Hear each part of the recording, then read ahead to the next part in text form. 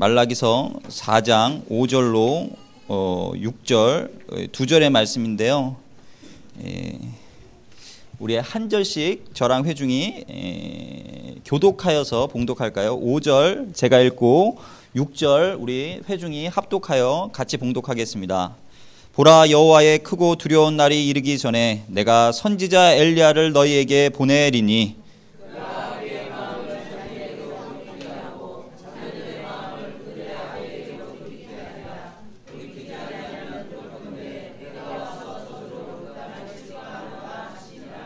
아멘. 예, 우리 남궁 목사님께서 이 미주로 선교팀 이끌고 가시면서 말씀을 좀 부탁하셨어요. 너무 기도하는 귀한 교회에 와서 말씀을 나누게 된 게 제 개인적으로 영광입니다. 목사님 가시면서 제가 선교 사역을 하는 사람이니까 선교 스피릿, 선교에 대해서 좀 얘기해 줬으면 좋겠다고 말씀하시고, 또 하나 지금 하나님께서 말씀하실, 성도들에게 말씀하실 그 말씀을 좀 나눠줬으면 좋겠다고 하는데, 이 이중 디멘션을 한꺼번에 말씀을 통해서 나누기가 쉬운 일이 아닙니다. 교회가 너무 수준이 있어가지고 제가 기도하면서 왔어요. 하나님께서 정말 말씀을 나눠주시도록, 하나님께서 또 이 교회를 통해 당부해 주시도록, 또 그것뿐만 아니라 또 제가 세계 선교 가운데 작게 헌신하고 있지만 이 성도들의 눈에 세계를 향한 눈이 띄도록, 물론 이 교회가 그렇게 기도해 왔겠죠. 여러분들 기도하는 교회로 불러졌는데요, 기도는 하늘을 움직이는 힘입니다. 아멘. 이 땅을 바라보지만 하늘의 것을 가지고 이 땅을 바라보는 거예요. 그래서 어떤 성도들이 기도를 하잖아요. 자기의 문제를 놓고 기도하면 하나님께서 들으십니다, 물론. 근데 늘 성도들이 그것에만 머무는 것이 아니에요. 예수님께서 우리를 놓고 죽고 부활하신 거로, 우리가 구원된 거로 우리가 세상 가운데 보내지는 겁니다. 아멘. 그래서 자기 문제만 늘 기도하는 성도들, 물론 늘 들어주시고 늘 해결해 주시지만요, 하나님 또 다른 차원으로 인도하세요. 어떤 사람들이 지역을 위해서 기도합니다. 하나님, 기도하는 곳에 하나님 마음이 있습니다. 또 하나님 역사가 있습니다. 아멘. 그 통로가 됐던 그 사람이요, 만약에 지역을 놓고 기도하잖아요, 결국은 그 지역을 감당할 일꾼으로, 리더로 하나님께서 세우세요. 만약에 하나님 국가를 놓고 기도하게 하시잖아요, 하나님 마음이 있는 곳에 역사가 있어요. 그리고 그 마음을 받던 사람들을 통로로 쓰십니다. 결국 국가를 위해 기도했던 사람들은요, 국가를 위해서 일하게 돼 있어요. 국가의 리더십으로 주님께서 세우십니다. 아멘. 아멘. 우리가 선교사들 리크루트해서 세우잖아요. 결국 세계를 놓고 기도하는 법을 먼저 가르쳐줘요. 그러면 그렇게 걸맞아 보지 않는 사람들도요, 갈릴리 그 바다의 12제자들이 별로 형편없어 보였잖아요. 근데 그들을 하나님께서 세우신 것처럼 세계를 경영할 사람들로 세우시더라는 것입니다. 아멘.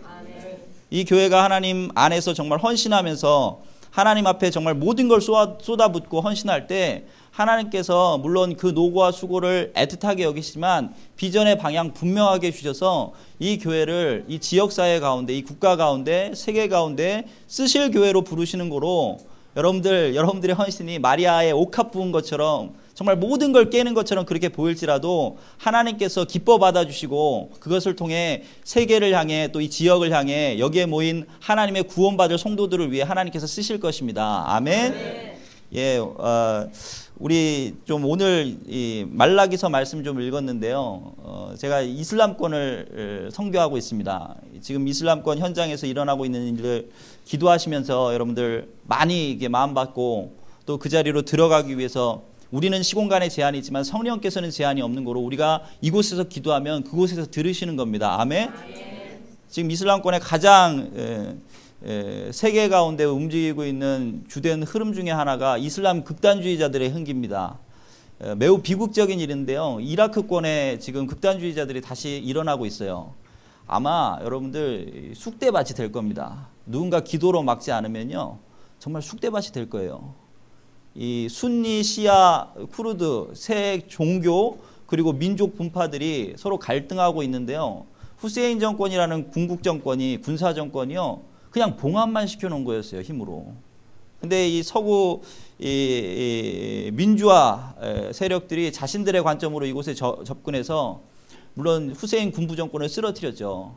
이게 좋지 않은 독재 정권이었기 때문에 쓰러뜨렸습니다.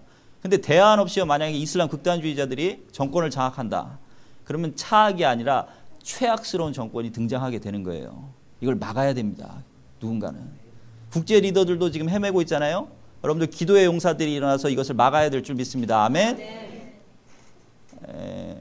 여러분들 이슬람권에 우리가 들어가면요, 이런 극단주의자들 만날까 봐 혹시 두려워하는 분들이 계시는지 모르겠지만 정말 소수 프로테이지입니다. 이슬람권의 대다수의 무슬림들은요, 순진한 무슬림들이에요.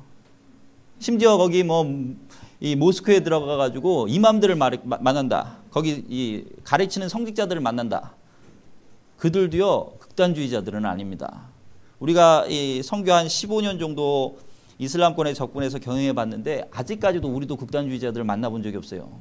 진짜 소수 프로테이지의 점조직들인데 왜 그들이 이렇게 세계를 움직이느냐? 그들은 사회 당위적 신념을 가지고 움직이는 게 아니라 종교 당위적 신념을 가지고 움직이는 거예요. 신을 가지고 움직이는 어젠다로 움직이기 때문에 그들의 이데올로기에 타협이라는 건 불가능합니다. 그래, 이 무함마드가 처음 흥기할 때 이 사우디아라비아 반도에서 일어났는데 거기 인구도 얼마 안 되잖아요. 지금도 인구 얼마 안 됩니다. 정말 적어요. 왜냐하면 물이 없는 사막이기 때문에. 문명의 후발주자로 여겼어요. 근데 그들이 동네에서 쉬었다 싸우고 맨날 자기네들끼리 싸우는 거라. 봉합이 안 되고. 뭐 네이션 국가 단위, 민족 단위로 싸우는 게 아니고요. 트리뷰라는 부족 단위로 싸우는 거예요. 그러니까 가정 공동체가 이렇게 좀 퍼져가지고 중동 단위에 이스라엘에도 지파가 있었던 것처럼 부족 단위들이 있는데 그들이 할거하면서 서로 쉬었다 싸우고 원수가 되는 거라. 이걸 어떻게 문제를 해결할까? 무함마드가 상인이었잖아요. 원행을 갔다가 그리고 뭐 돌아왔다가 하면서 이 유대 종파들을 만나요. 유대교인들을 만나는 거죠. 그리고 기독교 이단 종파들을 몇몇 만납니다. 그들을 만나면서 이들 가운데 있는 놀라운 한 목소리, 유일신 사상으로 한 신을 부르짖는데 결집력이 엄청나 보여. 그래서 이걸 가지고 들어와서 이 이슬람 부족주의를 해결해야겠다. 그렇게 생각한 거예요. 신이 하나면, 종교적 신념이 하나면 결국은 부수적인 갈등은 봉합하기에 훨씬 더 좋지 않겠어요? 기준이 있고. 유일신 사상을 가지고 옵니다. 그리고 무함마드가 무학자였기 때문에 글자를 알지 못하는 거로 더군다나 이단 종파들로부터 가지고 온 이 구약과 신약의 내러티브들을, 이 이야기들을 다 깨가지고 재조립했는데, 기억나는 대로 재조립했는데 완전히 내적 통일성이 깨져버린 거예요. 그래 이슬람은요, 이 유사 종교라고 하는 거예요. 이 기독교에서 유대교에서 차용해서 나갔기 때문에 유사 종교라고 하는 겁니다. 그래 무함마드가 이 이슬람 부족주의를 극복하기 위해서 이렇게 이 유일신 사상을 흡수해서 가지고 들어왔는데 이 무함마드의 퍼스널리티가 이 부족주의를 극복하지 못해요. 중동 고대의 이 부족주의. 그러니까 끊임없는 은원관계. 이 중동에서 어렸을 때부터 우리 배웠잖아요. 법전을 만들어도 눈에는 눈, 이에는 입니다. 그냥 한번 이 뭐 상함을 입거나 공격을 당하거나 원한을 갖는다. 죽을 때까지 그 원수를 갚는 거예요. 한번 수혜 관계가 됐다. 죽을 때까지 그 은혜를 갚기 위해서 노력하는 거예요. 보복과 원한 관계. 이 중동의 고대 율법, 이 변종 율법들이 지배하면서 이 부족들이 서로 원수가 될 정도로 싸웠어. 그래 이거를 무함마드가 극복하길 원했는데 극복하지 못한 거라. 왜? 그가 이렇게 저렇게 왔다 갔다 하면서 이 권위를 인정받을 방법이 없으니까 모세가 보내리라는 마지막 선지자가 자기라고 주장했는데, 예수가 아니고 자기라고 그렇게 주장했는데, 유대 경전을 차용하고 기독 경전을 차용했기 때문에 유대교인들, 기독교인들한테 인정을 받으려고 합니다. 권위를 인정받으려고 노력해요. 그래서 유대인들한테 막 접근했는데 유대인들이 첫 번째 검증하는 거 있잖아요. 뭐 하나님께서 보낸 사람이면 기적과 이사해 보세요. 기적 베풀어 보세요. 근데 무함마드 못하거든. 아주 노이로제 걸릴 정도에서 대중집회 할 때마다 와가지고 기적, 이사, 표적 막 이렇게 난리를 쓰니까 병든 자 살리고 죽은 자 일으키고. 나중에 너무 신경질 나서 나는 못한다고 선언해버렸어. 근데 복음의 은혜가 없으니까요, 용서와 화해의 소식, 예수 그리스도께서 이루신 완벽한 하나님의 십자가의 계획이 용서의 소식 아닙니까? 이게 없으니까요, 그냥 이렇게 짜집기해서 만들어 놓은 이 부족주의, 원한과 보복 관계를 극복하기 위한 이 무함마드의 계획이요, 자신 스스로도 극복하지 못했다고요, 이걸. 나중에 유대인들이 하도 괴롭히니까 메카 메디나에서 전쟁을 하면서 이 기선을 제압하고 이 아라비아 반도를 제패하기 시작하면서요, 자기가 교류하고 권위를 인증받기 원했던 유대교인들 나중에 어떻게 했냐면 너무 원한에 사무쳐가지고 쫓아다니면서 기적과 표적 보여달라고 했잖아. 안 된다고 했는데도 자기 인정 안 해주고. 그러니까 나중에 무덤을 이렇게 하나 파놓고 땅 구덩이를 파놓고 다 몇백 명을 묻어버려요. 그리고 유대의 여자 하나가 살아남아가지고 무함마드의 식사 가운데 독을 탑니다. 그걸 먹고 식중독 걸려가지고 평생 그것 때문에 건강 헤매다가 식중독으로 돌아가신 거예요, 그 양반이.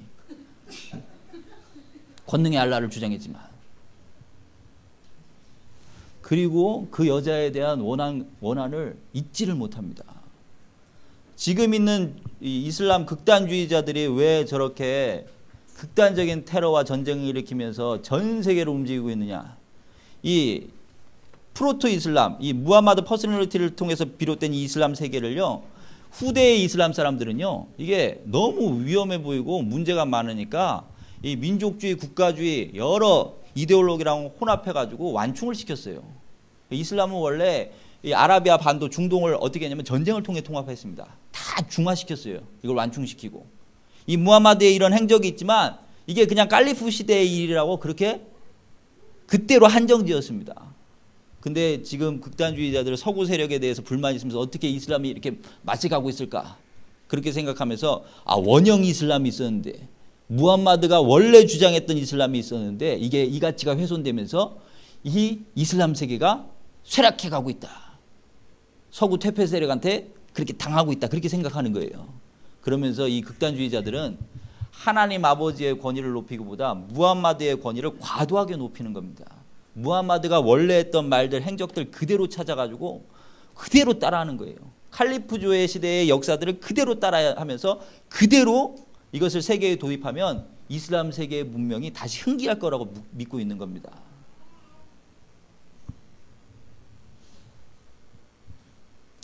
그래, 우리는 이슬람을 이렇게 15년 연구하면서 현장에 들어가니까요. 현장에 들어가면요, 우리는 호텔이나 이런 데 묻지 않아요. 부족주의를 이해하니까. 이 부족주의는 뭐냐면 원한 관계도 있지만 한번 수혜를 입은 관계를 끝까지 지키려고 해요. 그러니까 호텔이나 이런 모텔 이런 데서 묵으면 오히려 뭐 뭄바이 이런 데서 뭐 위험한 일들이 생길 수도 있어. 근데 중동에 들어가서 우리는 그 마을의 주민의 집에 머뭅니다. 그 현지인 집에 들어가면 위험한 거 아닙니까? 우리가 이슬람 15년 연구하면서 절대로 안전해요. 들어가면. 왜요? 막 밖에 나와가지고 총 들고 지켜요, 그들이. 그러면 우리 현장 처음 투입된 팀원들은요, 우리 잡아 죽이려고 하는 거 아닙니까 하면서 놀라서 힘들어해. 밤새 지키는 거라, 우리를. 외부 세력이 자기네들 뭐 위해한 적도 없지만 우리 혹시 어떻게 그렇게 안전 유지하라고 보호해 주는 거라, 자기네들이. 왜요? 하룻밤 들어온 자기네 집의 손님이라. 예수님이 중동 컨텍스트에서 단기팀을 보내면서 뭐라고 얘기했냐면 그 집에 가서 유하라고 얘기했어요. 중동 컨텍스트 상황을 제일 잘 이해하는 말입니다. 한 번 친구가 되고 한 번 손님이 되잖아요. 죽을 때까지 보호해요. 왜? 자기 집에 들어온 손님이 바깥 세력한테 위협을 당한다. 자기 부족과 자기 가문이 그런 위해를 당해도 좋다는 뜻이에요. 가문 전체의 명예가 훼손돼 버립니다. 그러니까 끝까지 보호하고 지켜요. 가버넌스 체계, 정부 체계, 국가 체계가 상위법이 추격해도요, 부족적 가치를 더 상위법으로 여겨요, 이들이. 그러니까 끝까지 보호하는 거라. 그래, 중동 사유 사태가 일어났을 때 이 서구 민주화 가치로 이걸 도식해서 이 서구 세력들이 보려고 했는데 중동 부족주의를 이해 못한 거예요, 사실상. 저렇게 막 SNS 막 민의들이 결집돼 가지고 시민혁명, 프랑스 혁명처럼 막 일어나면 민주화가 일어날 줄 알았는데 우리는 다 진단했어요. 문제가 더 혼란스러워지고 더 힘들어질 거라고. 왜요? 부족주의를 이해를 못하는 거라. 이 까다피가 독재 정권을 가지고 있었잖아요. 그리고 축출돼 버려요. 그러면 민주화적 가치라면 이 독재 정권이 붕괴됐으니까 의회에 이루고 새로 민주적 질서를 이루면 되는데 그렇게 안 하잖아요, 중동 사람들이. 한 세력은 끝까지 가서 까다피가 독재자로서 권좌에서 쫓겨났는데도 끝까지 가서 그를 막 찔러서 죽이기까지 합니다. 또 한 세력은 끝까지 가서 보호하는 거라. 왜 보호합니까? 한 세력은 이 까다피하고 부족 갈등 가운데 원한 세력이라 죽을 때까지 가서 패서 죽여. 한 세력은 수혜 관계라 끝까지 가서 보호하는 거라.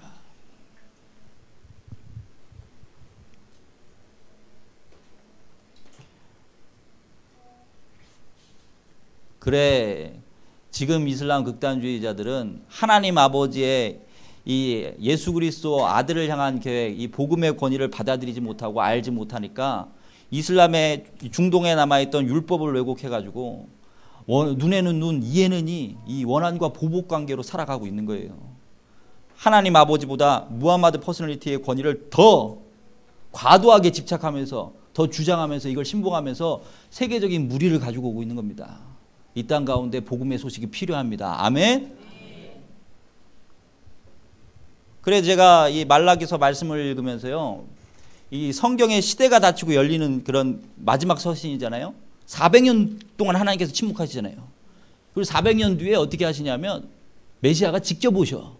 인류에게 역사를 맡겨보다가 야, 이제 안 되겠다. 그러니까 내가 직접 와야겠다. 그 생각을 하시면서 너무 문제가 많으니까 400년 동안 아무 말도 안 하셨어요. 그러다 당신이 직접 오셔. 그러면 구약을 닫는 성경 가운데 시대가 바뀌는 성경 아니겠어요? 그러면 인류 사회에 뭐가 핵심적인 문제였다고 정확하게 진단을 해주셔야 돼. 핑계치 못하도록. 메시아가 올 수밖에 없는 이유를 분명하게 말씀해 주셔야지. 인류 사회의 결정적인 메시아 아니면 안 될 문제들을 지목하시면서. 근데 마지막 선언이라는 게 내가 어떻게 봤을 때 이 성령 충만하지 못한 인간적인 눈으로 봤을 때는 유치해 보이는 거라. 메시아가 엘리야를 통해 오게 되면 어떠한 일들을 해결하시냐면 결정적인 문제를 해결해야 되지 않겠어요? 근데 무슨 문제를 해결하냐면 아버지의 마음을 자녀에게로, 자녀의 마음을 아버지에게로 돌이킨다는 거라. 이게 무슨 유교주의도 아니고 뭐 이런 걸 언급하셔. 내 신앙이 약했을 때는 그렇게 생각했다는 거예요. 도대체 왜 그렇게 하시나? 주님께서. 이게 인류 사회의 결정적 문제인가? 이제 400년 동안 아무 말도 안 하시잖아요. 이 마지막 말을 남겨놓으시고. 왜 이런 얘기를 하시나? 더 구체적인 문제들, 확실한 진단들을 하셨어야지. 여러분들, 성경이 굉장히 쉬운 말의 코드들로 적혀 있지만요, 성경 말하고 있는 게요, 역사와 시대를 지배하는 말이 맞아요. 역사와 시대성은요, 이 말씀 5절 6절의 말씀으로 다 지배당하면서 조립되면서 들어갑니다. 역사학자들은요, 수백 년 수천 년 동안 이걸요 연구해서 골 때리게 알았는데 하나님은 한두 말로 다 정리한다고요. 이게 인류 사회의 핵심적인 문제가 맞아요. 결정적인 문제고. 인류 역사가들이 역사를 디스크립트 묘사하면서 어떤 게 핵심적인 문제냐, 이 시대 가운데, 시대성 가운데 늘 연구를 합니다. 이 시대는 이게 문제고 그 다음 시대는 이게 문제고 이걸 어떻게 극복할 것이며, 시대성이라고 얘기하는 거예요. 시대적 정신성이라고도 얘기하고. 그래, 여러분들 역사 시대성을 어떻게 나누는지 역사 교육을 받은 사람들은 다 알잖아요. 초등학생들도 아는 분류 단위가 있는데 고대, 중세, 그 다음에 근대, 현대로 나누는 거예요. 역사적 단위를.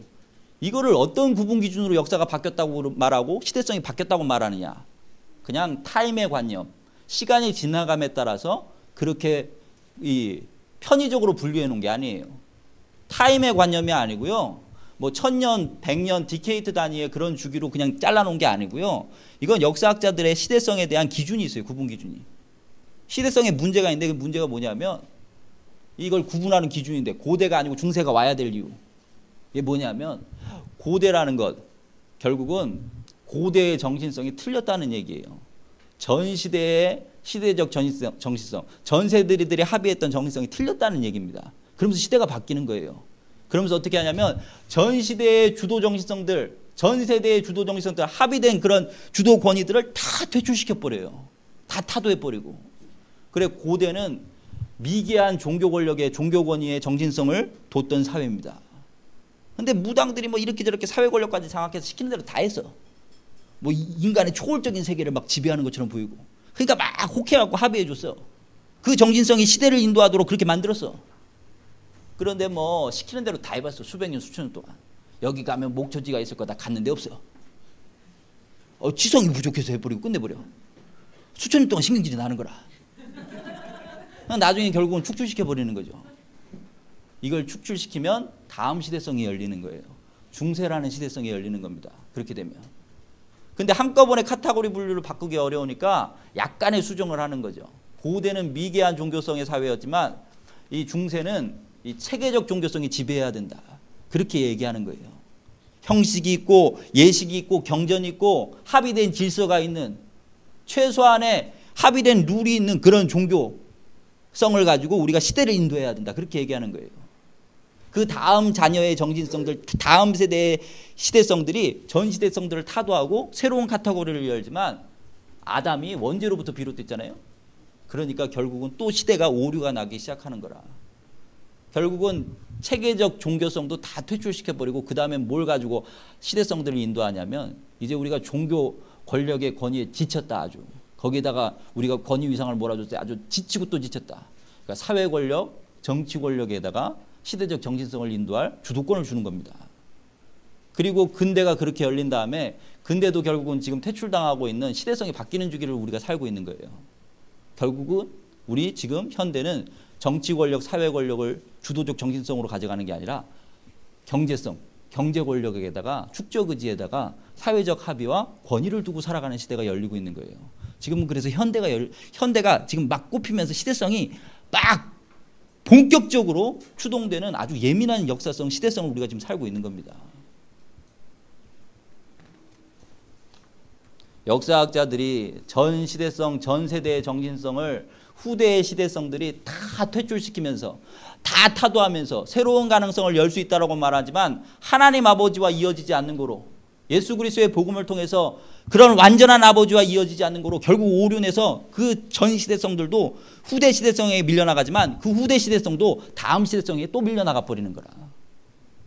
역사를 골 때리게 연구해보면 이 주제로 결국 가고 있는 거예요. 전체 거시적인 역사학들이. 근데 한두 마디로 성경은 정리하고 있는 거지. 성경은 엄청난 책입니다.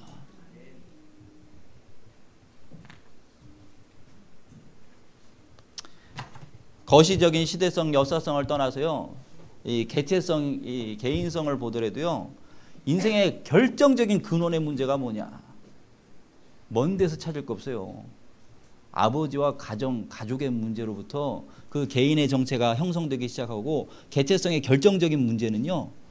복음으로 예수 그리스도로 하나님 아버지로 뒤집지 못한 어떤 관성들이 남아있으면요. 결국 그곳에서 찾아야 됩니다. 이 일반 사회에 나가면 남성들 가운데 굉장히 고집스럽고 사회적 신뢰를 맺기가 힘든 그런 인격적 부류에 있는 사람들이 있잖아요. 개인적으로는 불행한 분들인데 이분들이 왜 이렇게 고집이 세졌을까? 사회적으로 뭐 직장 상사 후임자들하고 관계가 안 되고 친구 관계가 원만하지 못하고 왜 이렇게 힘들게 살아갈까? 똑같은 세상에 나와서 이런 분들을 보면요. 이 땅에 하나님 아버지를 알도록 창조의 섭리 가운데 육체의 아버지를 주셨는데 그 아버지와의 관계가 원만치 않은 경우가 많아요. 하나님 아버지의 사랑을 보여주는 게 아니라 왜곡을 보여주고 있는 거라. 그러니까 아버지로부터 끊임없이 억압당하고 고통당하고 혹은 공격당한 흔적이 있어. 그러면 당연히 자기를 사랑해줘야 될 아버지라는 아담으로부터 공격당하고 자기 정체를 항상 이렇게 억압당하고 불안정성을 그렇게 요구받았어요. 사회관계라는 건요. 또 다른 남성들, 또 다른 아담들과의 관계입니다. 자기를 사랑해줘야 될 아버지로부터도 이런 터미네이트 되는 정체성을 받아왔는데 또 다른 피 한 방울 섞이지 않은 사회 안에 있는 다른 남성들과 신뢰관계 맺기 어렵죠. 끊임없이 방어적이고 의구합니다. 그리고 자기 건조와 자기 고집을 지키면서 살아가려고 합니다. 누구 생각과 누구 정체를 수용하려고 하지 않아요.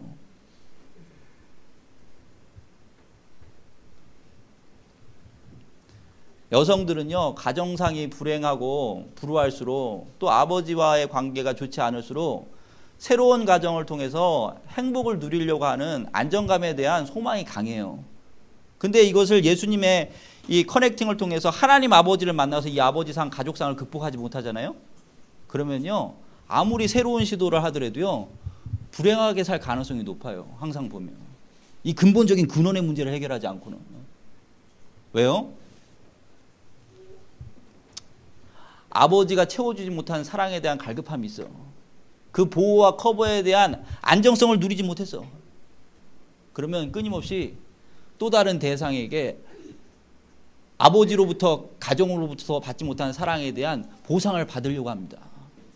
근데 인격성이라는 것, 관계라는 건 뭐냐면 서로 다른 성향과 개성들 또 원죄의 여러 가지 문제들이 서로 돌발적으로 충돌하는 현상이에요. 그냥 만나고 약속을 맺는 게 중요한 게 아니라요. 물론 하나님의 언약 안에서 시작해야 되지만 그것만이 보장할 수 있지만 인생사 가운데는요, 이 갈등을 조정하고 완충시키고 서로 화해하고 이것을 용서할 수 있는 능력이 중요합니다. 근데 이런 아버지상이 불행했던 자매일수록요, 이성에 대한 극단적인 혐오가 있다든지 아니면 그 사랑에 대한 보상 심리로 인해서 그냥 이성 관계가 이 관계적 과정 코드라는 게 생략되는 경우가 많아요. 그냥 그 형제의 실체도 아닌데 혹해. 내용도 없이 자기 불안정성을 채우기 위해서. 막상 관계에 갈등이 오면 아버지상과 막 오버랩돼서 견뎌내질 못합니다. 그러니까 이미지로 점철될 수밖에 없죠. 백마탄 원장님도 아니고. 형제들 가운데 그런 사람들 거의 없어요. 복음으로 성숙해진 형제도 결혼 정년기에 많지 않습니다. 형제들은 철이 덜 들어가지고 나중에 대기만성하는 경우가 많아요. 그러니까 자매가 잘 끌어줘야 돼. 신앙적 성숙이 인내가 자매로부터 먼저 오는 경우가 많아요. 항상. 실체도 아닌 상에 기대했다가 관계적 과정도 제대로 없어. 그러니까 갈등이라는 게 파열음을 내면서 자기의 마음에 상함으로 꽂히는 거라. 관계적 선택을 극단적으로 하는 경우가 많아요. 지금 신촌 홍대 어간에서 동성애자들이 막 퍼레이드하고 난리 쳤잖아요. 우리 본부가 그 근처에 있어가지고 아는데, 제가 한 1, 2년 전부터 그 근처에 이제 교회들 강의를 다니면서요, 얘네들이 여기 거점 삼으려고 하는 걸 느꼈어. 전략적 교두보로 삼으려고 하는 걸. 백주대단에 걔네들이 모이는 아지트도 아닌데 길거리에 나와. 남자애들이 나와가지고요. 남자애들 둘이 나왔고, 하나는 치마 입고 뭐 수염은 거뭇거뭇한데 화장 분바르고 뭐 가발을 둘렀는지 머리는 기르고 막 길에서 막 껴안고 난리라. 뽀뽀하고 뭐 민망해서 죽겠는데, 우리 애기들은 6살 5살이고 막 눈 가리고 지나가고. 근데 백주대나라 그러기 어렵잖아요. 다수가 막 퍼레이드 하는 건 모르겠는데 소수가. 근데 얘네들이 이 대학가나 하는 거 보면요, 사회적 약자라는 이유 때문에 그런 명분을 가지고 어떻게 하냐면 전략적으로 교두보를 얻으려고 해요. 아주 치밀하게 전략적 거점을 만들려고 하고. 그래서 이들이 하는 전략 중에 뭐냐면, 기독교인들이 사회적 권위와 권력을 가지고 있고 자신들을 핍박하게 만들려고 하는 거라. 의도적으로 그렇게 해요. 의도적으로. 이 영적 전쟁이라는 건 사단에게 궁극적인 권위가 있는 게 아니라 권세를 받은 아담들에게 있는 겁니다. 아담이 넘겨주는 거예요. 그렇게 해가지고 자기네들을 약자로 포장해가지고 사회적 합의를 얻어내려고 하는 겁니다. 그러니까 기독교인들이 지혜롭게 영적 전쟁할 필요가 있어요. 이 부분에 대해서. 결국 이 동성애자들의 문제는 뭐냐? 아주 성경적으로 복잡하게 생각할 없이 단순한 겁니다. 진정한 아버지를 만나지 못해서 그래요. 아버지상을 진정하게 하늘의 아버지로 만나본 적이 없어서 그렇습니다. 왜요? 가정에서 아버지상에 대한 왜곡이 있어서. 그러면 남성에 대한, 남성성에 대한 부재를 경험한 남성이 있다. 분명히 아버지가, 우리가 인생 가운데 이론으로 배우는 것보다 세대와 세대를 이어서 뭐 원죄 때문에 나쁜 것도 들어오지만 2알, 3알 혹은 5알 정도 좋은 게 들어오더라도요, 그 세대 도킹해야 돼요. 그냥 뭐 로빈슨 크루소의 어디 섬마을에 사는 그런 사람처럼 그렇게 늑대소년처럼 클 수가 없습니다. 하나님이 창조 질서 가운데 세대와 세대가 유전하도록 만들었기 때문에, 물론 사단은 반역하도록 만들죠. 자꾸 약점을 사로잡아서 서로. 그러나 하나님은 그렇게 처리하는 분이 아니십니다. 세대가 세대를 가지고 약점을 덮어주고 커버하고 보호하기를 원하시는데, 아버지로부터 그런 보호와 사랑과 커버를 받아본 적이 없어. 그러면 남성인데도 또 다른 남성에게 젠더의 문제를 뛰어넘어서 과도하게 집착하고 과도하게 좋아하는 경향이 생겨요. 그 자기 근원적인 문제처럼 느껴지는 거라. 자기 어릴 때부터 그렇게 살아왔으니까. 살면서 태어나면서 학습된 건데 너무 어릴 때부터 아버지 상하고 충돌해 왔기 때문에 자기 고유의 문제처럼 느껴져. 사단이 그렇게 속이는데도 자기가 그렇게 혹 넘어갈 수밖에 없어. 존재적인 불안감이기 때문에.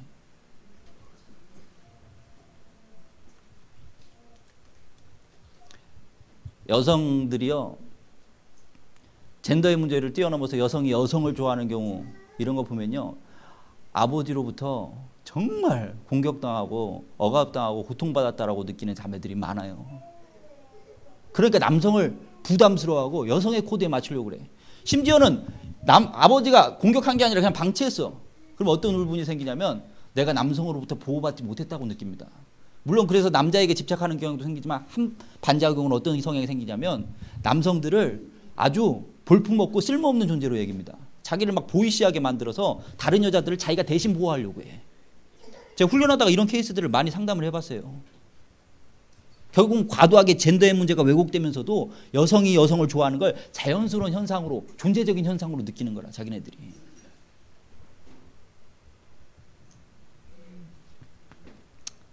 저희 집에 딸이 둘이 있다고 했잖아요. 와, 이 딸 둘이요, 한 핏줄로 난 자매 관계에서 어디에다 사진을 찍어놔도 자매라는 걸 다 알아.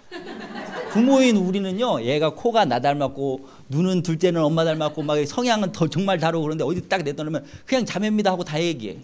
근데 그렇게 똑같이 생긴 자매 둘이요, 집안에 별것도 없어요. 둘이서 놀면 선교사 집안의 딸들이니까 장난감도 뭐 그냥 hit쭈구리 하고 뭐 이런데 그걸 가지고 서로 자기 몫을 더 점유하려고 막 싸움박질을 하는 거라. 똑같이 닮아가지고. 와, 내가 한번 세워놓고 얘네들 복음적으로 훈육해 본다고 잘 물어봤더니 상대방 약 좀 잘못한 건 정확하게 찾아내. 4살 5살 때부터. 결국 요만한 빨대 들고 엄중하게 물어보면 결국 그제서야 자기 잘못 뭔지 다 알고 있었어, 자기네들이. 근데 그전에는 상대방 약 좀 막 읊으면서 그게 피 한 방울 안 나오면 남이 아니라 자기 자매 관계인데도 그래요.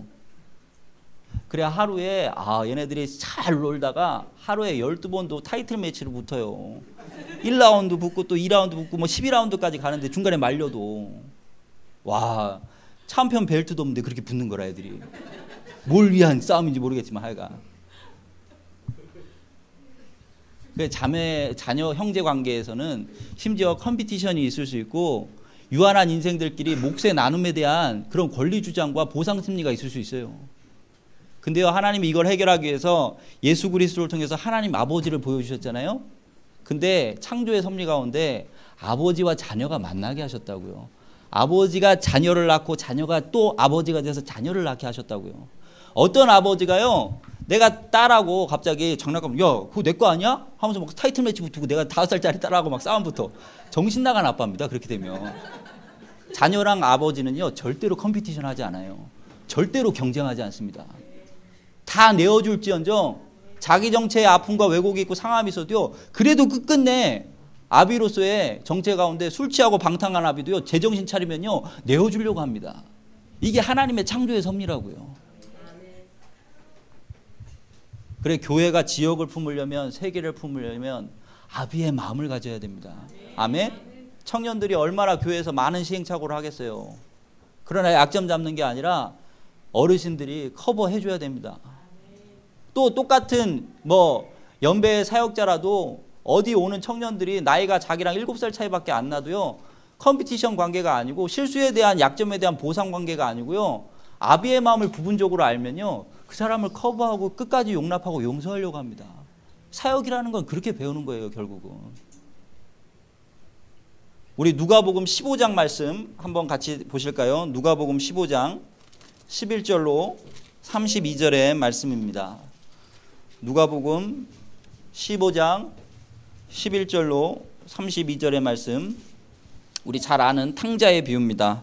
우리 누가복음 15장 11절로 32절 말씀, 저랑 회중이 한 절씩 교독하여서 읽겠습니다. 또 이르시되 어떤 사람에게 2 아들이 있는데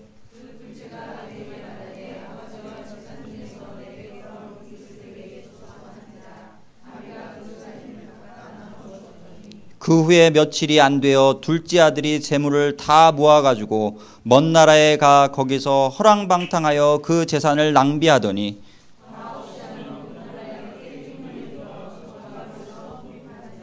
가서 그 나라 백성 중 한 사람에게 붙어 사니 그가 그를 들로 보내어 돼지를 치게 하였는데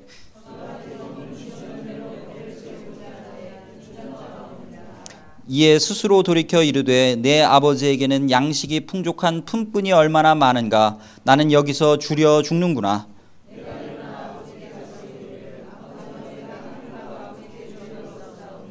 지금부터는 아버지의 아들이라 일컬음을 감당하지 못하겠나이다. 나를 품꾼의 하나로 보소서 하리라 하고,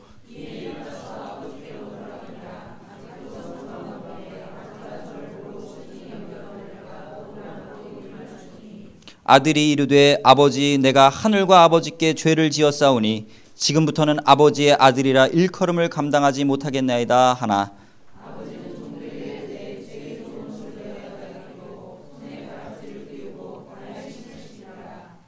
그리고 살찐 송아지를 끌어다가 잡으라. 우리가 먹고 즐기자.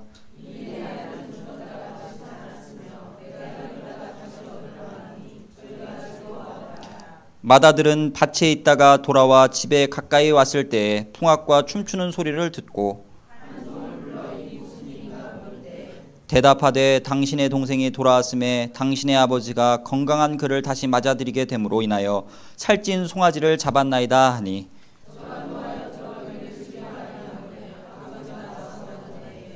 아버지께 대답하여 이르되 내가 여러 해 아버지를 섬겨 명을 어김이 없거늘 내게는 염소 새끼라도 주어 나와 내 버추로 즐기게 하신 일이 없더니,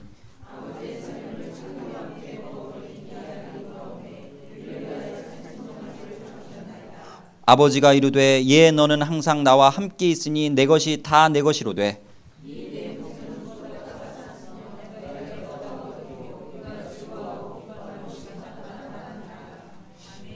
이 장자의 불행은 성경의 상황인식과 자기 인식이 다른 데서 오는데요. 장자는 염소 새끼 한 마리 받은 적이 없다고 얘기합니다. 근데 성경은요, 놀랍게도요, 둘째만 재산을 나눠받은 것처럼, 여러분들 그렇게 상식적인 카테고리를 읽으셨어요? 성경은 놀랍게도 두 사람 모두에게 재산을 다 나눠준 걸로 얘기하고 있어요. 그거 찾으셨나요? 혹시 읽으시면서? 장자는 하나도 못 받았다고 지금 억울해하잖아요. 동생은 먼저 받아하고 다 탕진했다고 그러고. 근데 성경은 그렇게 말하지 않아요. 재산을 다 나눠줬다고 얘기합니다. 근데 장자는 못 받았다고 생각하고. 우리 한 번 더 읽어볼까요? 12절 말씀 다시 한번 같이 합독하여 읽겠습니다. 시작. 또 둘째가 아버지에게 말하되 아버지여 그 재산 중에서 내게 돌아올 분깃을 내게 주소서 하는지라. 아버지가 그 살림을 각각 나눠 주었더니. 보세요. 성경은 축자적으로 한자 한자 다 이유가 있어서 써지는 겁니다. 복수형으로 각각이라고 얘기했어요. 한 사람만 나눠준 게 아닙니다. 각이 아니고 각각이라 모두에게 나눠준 거예요. 복수형으로. 그럼 장자도 재산을 받았는데 왜 하나도 못 받은 것처럼 억울해하는가? 이 중동의 컨텍스트를 좀 알 필요가 있는데요. 중동에서 유업 재산을 분배할 때요, 이 장자를 제외한 나머지, 마다들을 제외한 나머지 자녀들한테는요, 재산을 어떻게 분배하냐면 일부의 몫을 줍니다. 그럼 장자는 어떻게 하냐면 나머지 아버지의 대부분의 재산 있잖아요. 그게 장자 거예요, 그냥. 그게 더블 포션이든 양이 많건 간에 장자한테 형평성에 관계없이 몰아줘 버리는 거라. 일부 몫만 줘버리고. 오히려 둘째, 셋째, 넷째 이런 애들이 막 이 형평성이 안 맞다고 생각했는데 유대 사회는 이렇게 돌아갔다고요. 이 왜 이렇게 하냐면요. 이 지금 여기에서 왜 괴리가 오냐면 아버지가 사후에 돌아가시면 아버지의 재산 모두가 장자의 것입니다. 둘째는 바다 이미 나갔고 다 탕진해봤고 가락지 비단옷 끼워줘봐야 그 일부에 지나지 않아요. 진짜 이 모든 재산에 대한 권리가 장자에게 있는 겁니다. 결국은 아버지의 마음과 아버지의 유업이 살면서도 자기 거라고 생각을 안 했어. 장자가. 이 장자가 하는 행태를 보세요. 우리 30절 말씀 한번 볼까요? 이 말씀 보고 진짜 놀랐는데 30절 말씀 같이 읽어볼까요? 시작. 아버지의 살림을 창녀들과 함께 삼켜버린 아들이 돌아오매 이를 위하여 살찐 송아지를 잡으셨나이다. 아멘. 먼 나라로 갔을 때요, 이 둘째가 정말 먼 나라로 갔잖아요. 그런데 첫째가요, 어떻게 했냐면 뒷조사 다 하고 있었어요. 아버지가 그리워한다는 마음 가운데 데려올 마음은 없어. 조사해서 위치까지 포지션까지 다 찾았을 거 아니겠어요? 창기 들어가고 뒹굴고 있구나. 정보 보고 다 알고 있는 내용 가운데 둘째 약점만 갖다 다 보고해. 얘기해. 알고 있었어. 뭐 하고 있는지. 첫째는. 그럼 데려왔어야지. 그건 안 하고 약점만 집요하게 창기들하고 뒹굴고 난리였습니다. 이 얘기. 먼 나라 있는데 다 알고 있었어요. 첫째가. 데리고 올 생각은 하지 않고.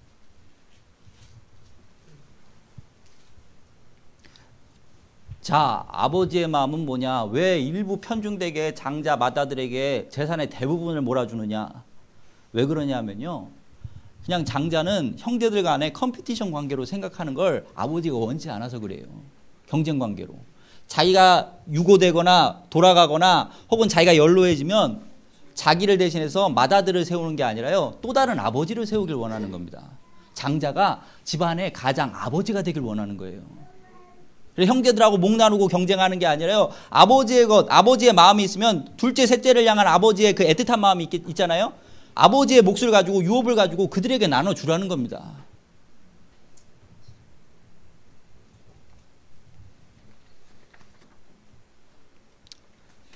지금 뭐 여기 목사님들과 사역자분들이 미주에 들어가 있잖아요. 그래 이 콜톨이라는 곳에 가면 서양의 유업과 동양의 유업이 같이 만납니다.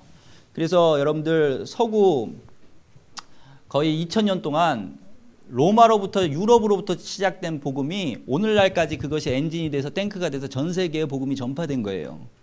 그리고 지금 동양의 한 축인 중국이 일어나서 뭐 동북아시아 한국과 중국과 뭐 일본이 같이 일어나가지고 막 선교하게 되면 또 중국이 일어나면 엄청난 일이 일어나는데 중국의 크리스찬의 1억 5천만 이 성도들이 같이 일어나잖아요. 이들은 행전하는 교회여서 핍박을 이기고 교회를 개척했던 교회예요.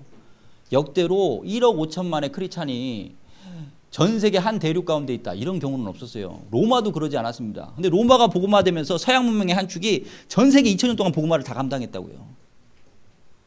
그래 역대로 보낸 선교사가 40만 서양 사람들이 지금까지 2000년 동안 중국이 지금 앞으로 일으키길 원하는 20년 30년 안에 일으키길 원하는 수가 100만 선교사 11조도 안 돼요. 그래도 중국 교인들 가운데 그들을 일으켜서 세워서 보내겠다라고 말하는데 이 현장에 들어가 있는 거예요.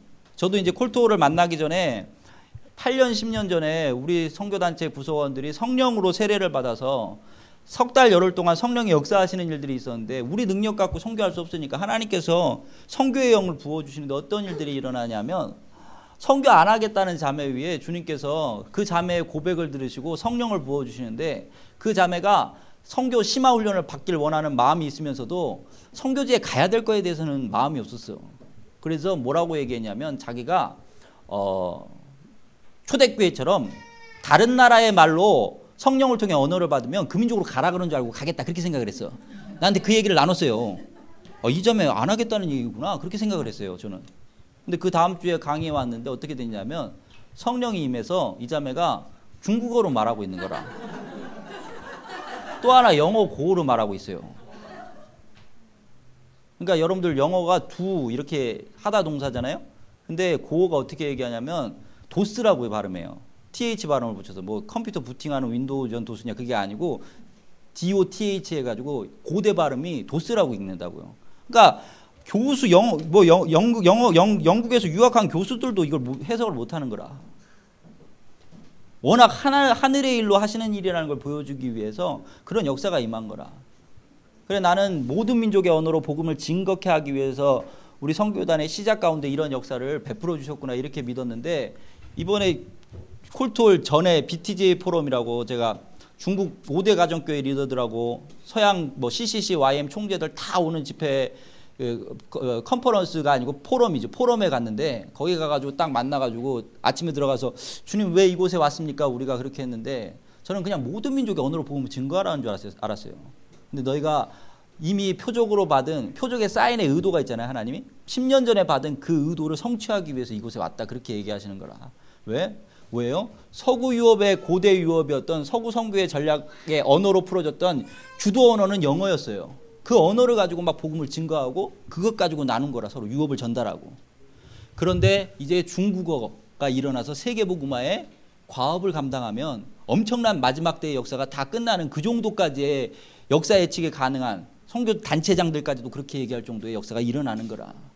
이미 10년 전에 너희에게 약속한 걸 너희가 지금 이 현장에서 보고 있는 거다. 그 콜톨이라는 단체가요. 서구 1400개 선교단체 유업이 다 들어가 있어요.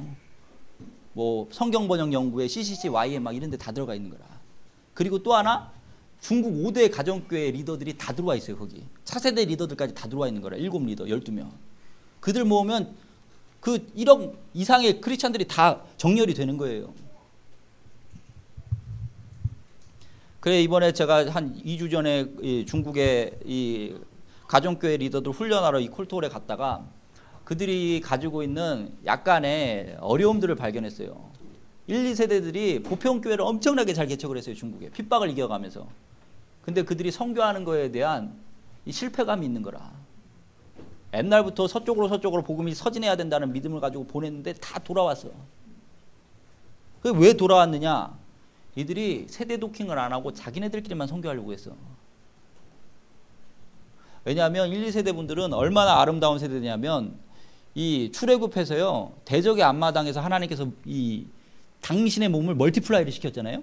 그거를 어떤 다른 서양 단체들의 서양 목회자들의 도움도 없이 본인들끼리 교육 수준도 얼마 안 되는데 다 이뤄냈다고요. 중국 공안이 핍박해도 불구하고 해냈어요. 엄청난 수의 보편교회에 1억 5천만의 크리스찬들을 만들어냈죠.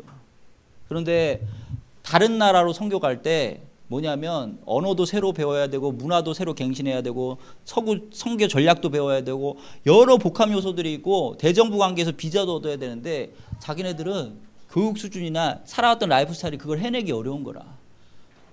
나가봤지만 돌아왔어. 그래서 이번에 가서 얘기를 했더니 중국 공안들이 반대해서 어려울 수도 있다고 이런 얘기를 하시는데 이분들이 내부 교회에서 해외도 아니고 국적이 다른 나라에 있는 사람을 핍박하기 어렵잖아요.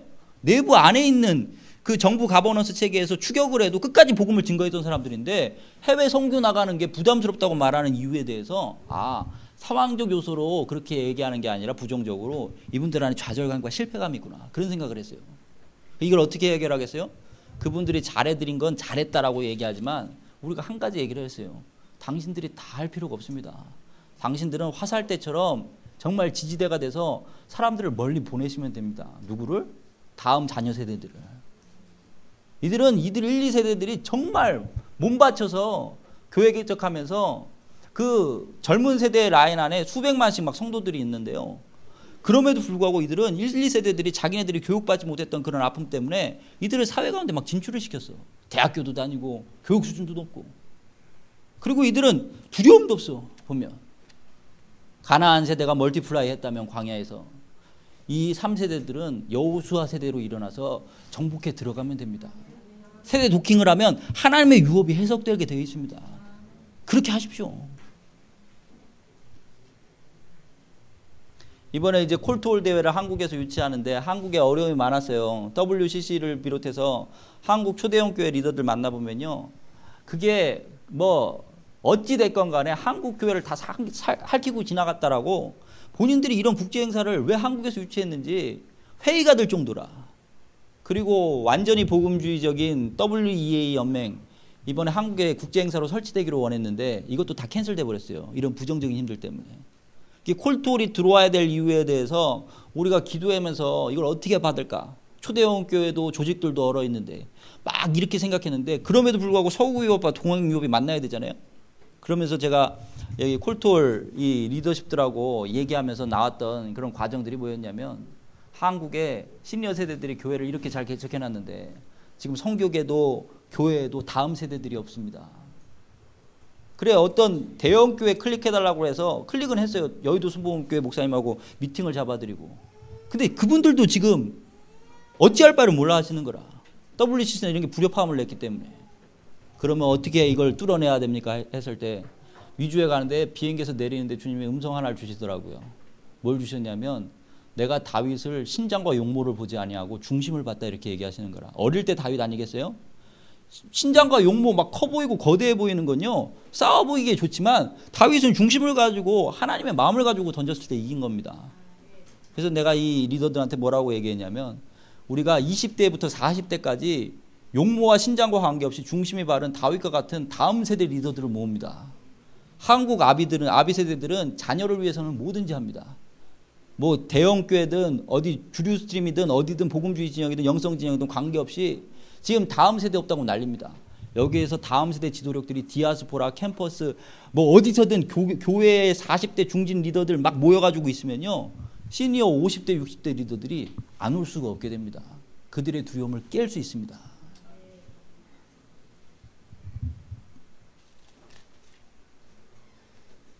하물며 지금 전 세계적 국제 운동들도 이 다음 세대 리더십들, 아비 세대와 자녀 세대가 만나는 것을 놓고 하나님의 페이버가 지금 한반도에 부어지고 있다고 믿습니다. 아멘. 그들이 다 동의하더라고요. 전략이 방법이 없는데 그러면 되겠다고. 하물며 여러분들 이 대전권에 심어놓은 이 하버스 파워 교회를 통해서 하나님께서 이미 시니어 세대와 다음 세대가 같이 공존할 수 있는 그러한 교회를 여셨습니다. 아멘. 이곳에 수많은 다음 세대들이 오게 될 것입니다. 아멘. 아비 세대들이 품지 않으면 그들은 이곳에 적응하지 못하고 떠나가게 될 거예요. 아멘. 자녀 세대들이 물론 열정이 있지만 시니어 세대들이 존경받지 못하고 그리고 그들을 언어해드리지 못하면 이곳에 세대 가운데 균열이 있는 거로 아비와 자녀가 만나는 하나님의 일들이 풀어지지 않게 될 것입니다. 아멘. 그래 윗세대들이 이 한국교회의 가장 중흥기를 이끌었던 그러한 놀라운 유업이 있는 분들, 경험이 있는 분들인 것을 인정해서 존경해드리고 다음 세대가 하나님을 만나고자 하는 열정과 열망, 물론 많은 시행착오가 있겠지만 그들이 가이드라인을 얻어서 하나님께 돌려지는 일들을 위해서 여러분들의 마음을 헌신한다면 하나님께서 이 세계적 흐름과 함께 이 대전권 가운데 아비와 자녀가 만나는 놀라운 일들이 시작되는 교회로 여러분들을 불러주실 것입니다. 아멘. 우리 한번 그 일들을 놓고 잠깐 기도하면서 우리 말씀을 놓고 언약을 놓고 좀 기도하는 시간을 좀 가질까요? 우리 좀 같이 기도했으면 좋겠습니다.